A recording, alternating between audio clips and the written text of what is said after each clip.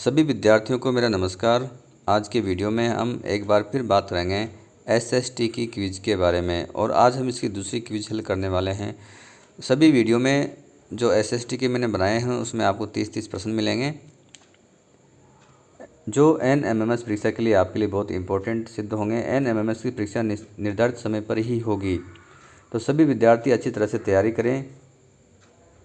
प्रवेश पत्र सारा दर्पण की साइट पर अपलोड कर दिए गए हैं, वहां से आप डाउनलोड कर लें और एनएमएमएस की अच्छी तरह से तैयारी करें क्योंकि बहुत ही अच्छी स्कीम है। एक बार इसमें यदि आपका सिलेक्शन हो गया तो उसके बाद आपको 4 साल तक 12,000 रुपये के हिसाब से मिलेंगे। तो ये नहीं सोचें कि बिना पढ़े आपका सिलेक्शन हो जाएगा। बिना पढ़े किसी भी हालत में आपका सिलेक्शन नहीं होने वाला, आपको मेहनत करनी ही होगी। 180 नंबर में से आपको 110 के आसपास नंबर लाने हैं, तब जाके आपका सिलेक्शन होगा। इसमें 2 पेपर होते हैं, मेट और सेट।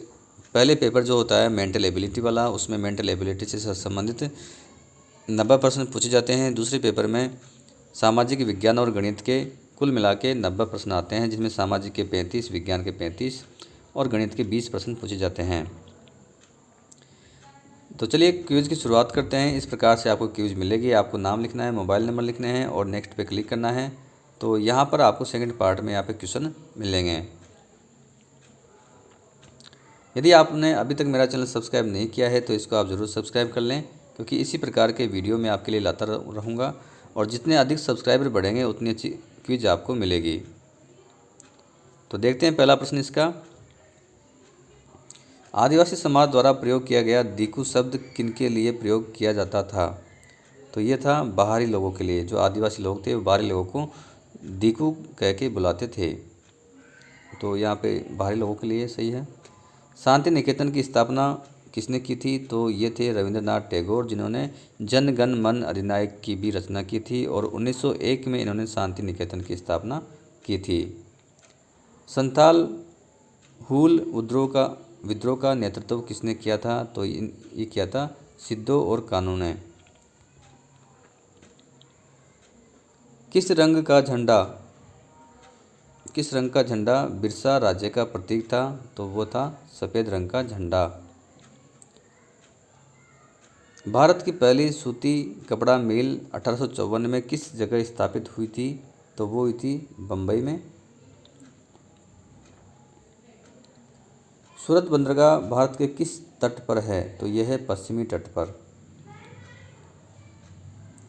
सन 1931 में भारतीय राष्ट्रीय कांग्रेस ने तिरंगे झंडे के बीच वाली पट्टी में किसे जगह दी थी? तो वो था चरखा। भारत का मैनचेस्टर किसे कहा जाता है? तो वो है अहमदाबाद। पुर्तगाली भारत में सबसे पहले कहाँ पहुँचे थे? तो वो थे कालीकट, और कालीकट बंदरगाह पर 1498 में वो पहुँच चुके थे। वास्को डी गामा वहाँ पर पहुँचा था। सन 1857 में जो कानपुर में विद्रोह हुआ था उसकी अगुवाई किसने की थी? तो वो की थी नाना साहेब ने। भारत में अंतिम मुगल बादशाह कौन था? तो वो था बहादुर शाह द्वितीय। एशियाटिक सोसाइटी ऑफ बंगाल का गठन किसने किया था? तो वो किया था विलियम जोन्स ने। शांति निकेतन की स्थापना कब हुई थी? तो वो हुई थी 1901 में और रविंद्रनाथ टैगोर ने की थी। लॉर्ड मैकाले कैसी शिक्षा के पक्षधर थे? तो वो थे पाश्चात्य संस्कृति के। सती प्रथा को दूर करने का श्रेय किन्हें मिला था? तो वो मिला था लॉर्ड विलियम बेंटिक को।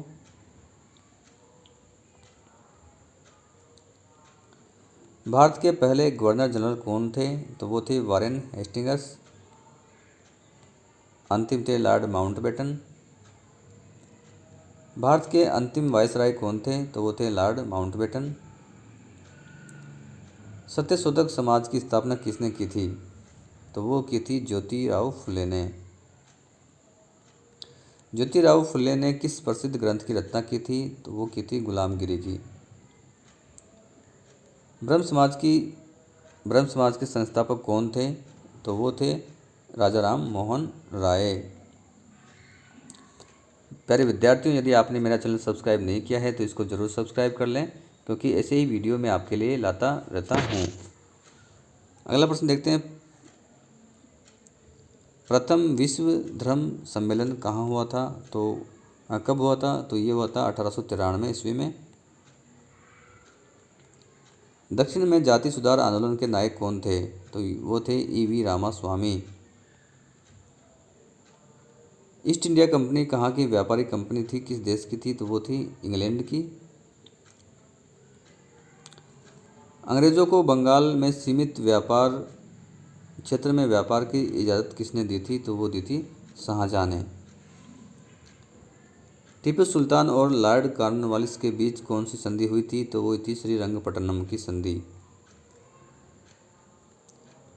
विलय नीति किस अंग्रेज़ की देन है? तो वो है लॉर्ड डलहौजी की। और इस नीति के तहत इसने कई राज्यों का अंग्रेज़ी साम्राज्य में विलय भी किया था। भारत का राष्ट्रीय चिन्ह क्या है? तो वो है अशोक स्तंभ।